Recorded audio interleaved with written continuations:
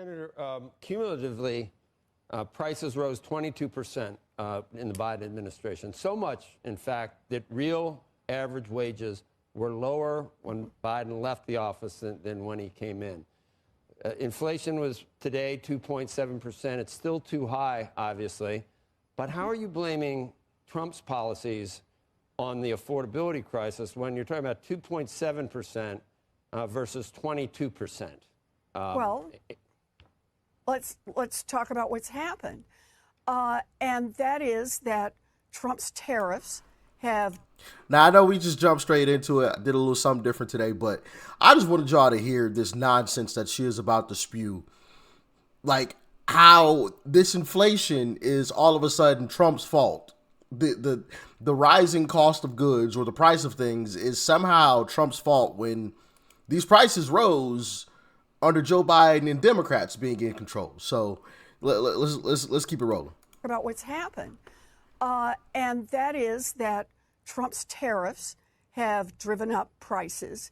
Trump's chaos from the tariffs and other changes have driven up prices. Trump's energy policies have driven up prices. Price of utilities, take a look around. And Trump's decisions, along with the Republican Party, to cut access to health care has driven up the cost of health care for some families double and even triple. So we're talking about Trump policies that have driven up costs for American families. You know, just pick one little piece out of that. Have you observed what's happening to home mortgage foreclosures? Do you know that since Donald Trump was sworn in, home mortgage foreclosures have gone up 21%?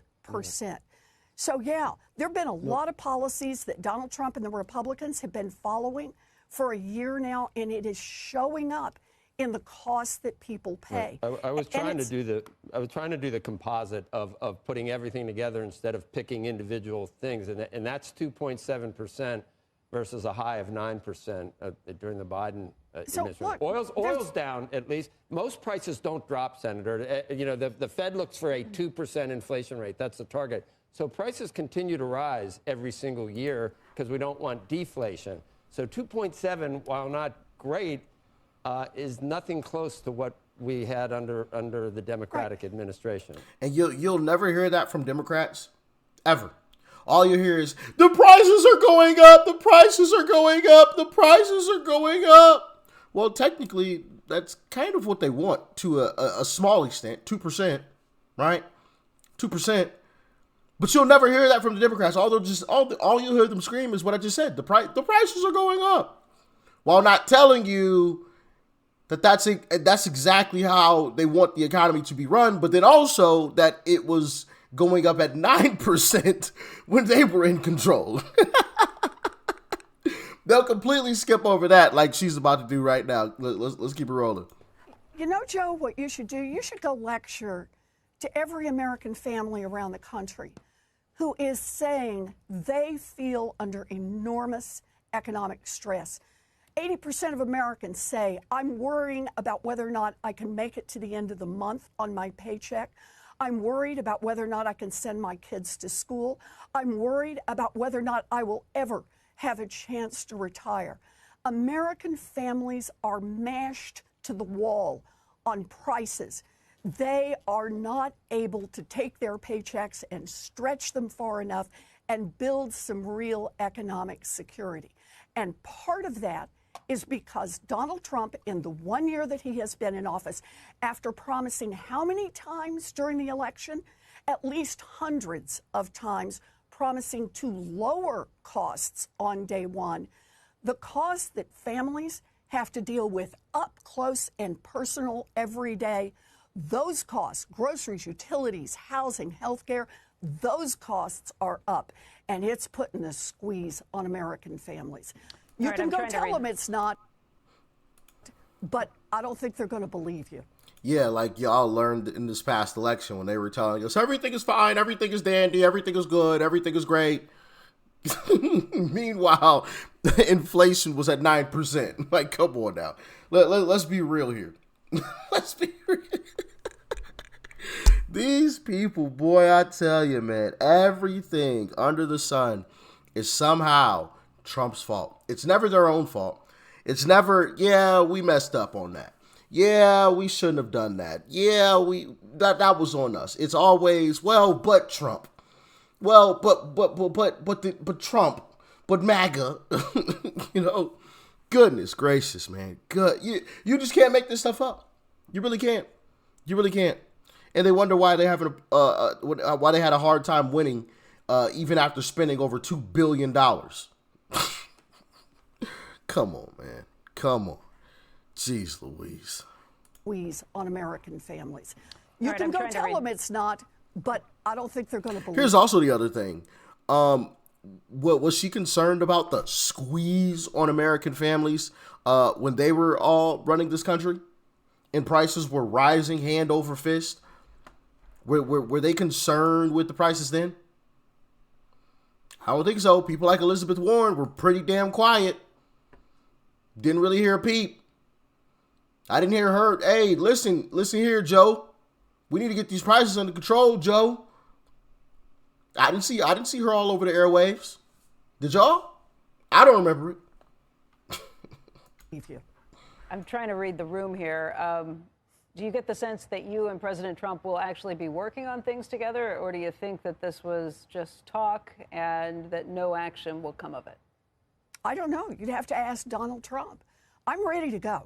I've got the legislation ready to go. We've got the housing bill that we've already gotten all the way through the Senate. I've worked with every Republican to get that done. My job is to do anything I can to lower costs for American families. And the Democratic Party is ready to go. We stand behind that. No, the y'all question is, right now, all the Republicans have done is raise costs for American families. Donald Trump says, no, he wants to be in the business of lowering those costs. My answer is, talk is cheap. But if he's really ready to put up and get something done, then let's do it. You said you didn't recognize the phone. Y'all see what I mean? He seems to be in the business of lowering costs, but talk is cheap. Yeah, I could say the same thing about you all. And as a matter of fact, you did it at a higher rate. Prices exploded with Democrats in office. We're down to 2.7% inflation. 2.7. You guys were at 9.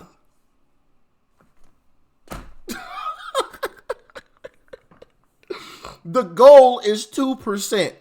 We're 0.7% off of the actual goal. Oh my goodness, man. Oh, I get so frustrated watching some of this stuff. I really do. Because it's just the Democrats just play this game. You know, it's a clear game. Oh, I'm ready. I've already, bro. We don't want any of your legislation. You're the type of legislation that you want to pass, Elizabeth Warren, is what got us to 9% inflation. Oh my goodness, bro. Jeez. Anyway. Number when it came in. Did you save the number into your contacts?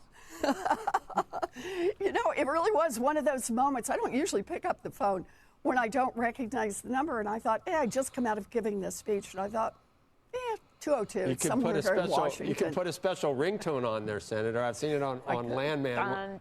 When his wife calls on Landman, it's just really scary. Yeah. I think you can shop. It's a great touch.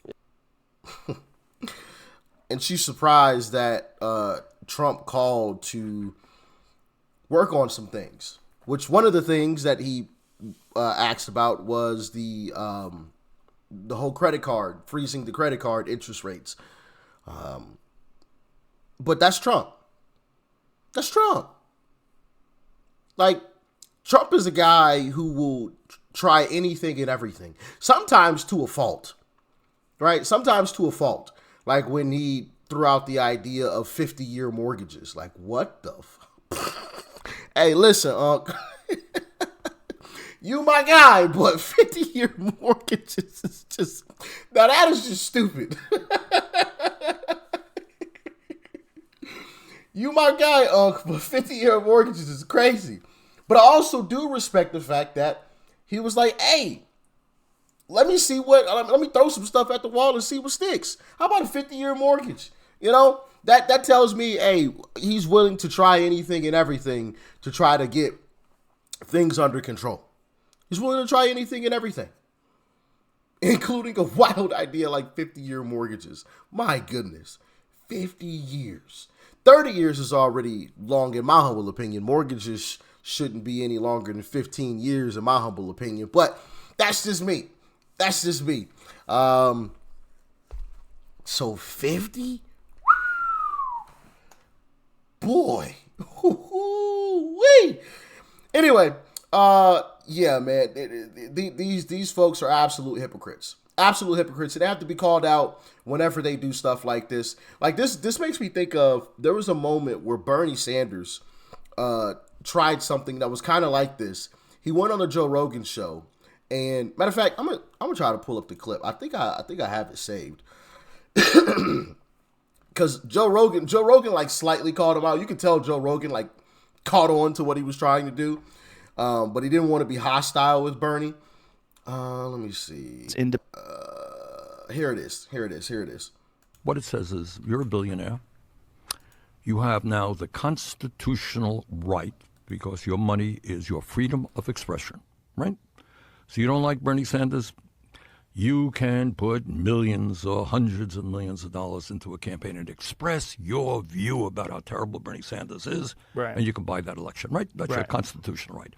I think that's probably the worst decision that the Supreme Court has ever made. So what is the result of that decision? The result of that decision, let's take us to where we are today, is that Elon Musk, and I know Elon was on your show, and he's here in Austin, huh? Yeah. Okay. And we could talk about Elon, but he spent $270 million to elect Trump as president. Okay. I think that's absurd that any one person. What's the most someone donated towards the Harris campaign? They spent a lot of money on Harris as well. They spent $1.5 billion just combined over the course of a couple of months. You got it. All right, let me talk about it. So Yeah, I'm not here let's just talk to say about it's that. a Republican. That's my point here. Right. Okay. What it says. You see what I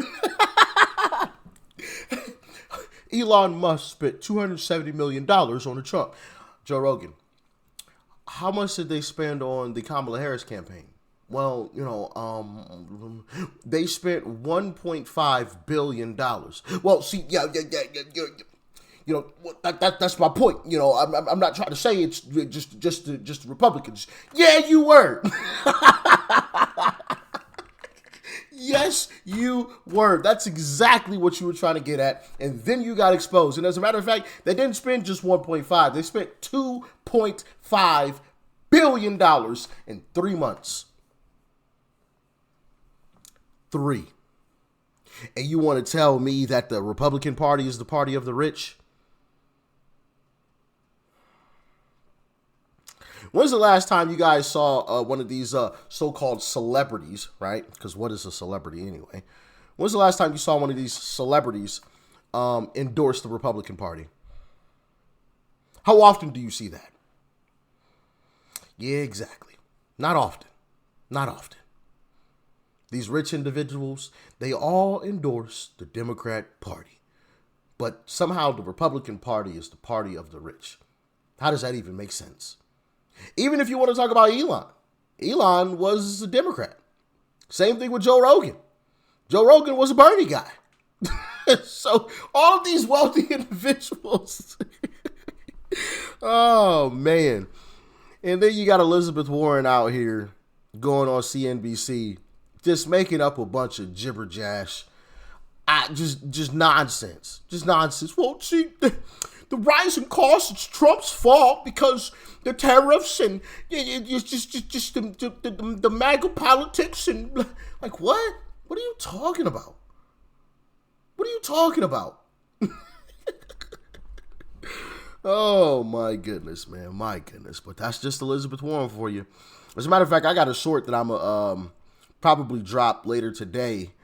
Or maybe before you even watch this video. At some point today, I got a short that I'm dropping of Elizabeth Warren being an absolute hypocrite. The biggest hypocrite of all hypocrites. Oh, man, make sure you guys go and check that one out. But anyway, y'all let me know your thoughts and your opinions about all of this. Stay safe out there. Peace and love. I'm out.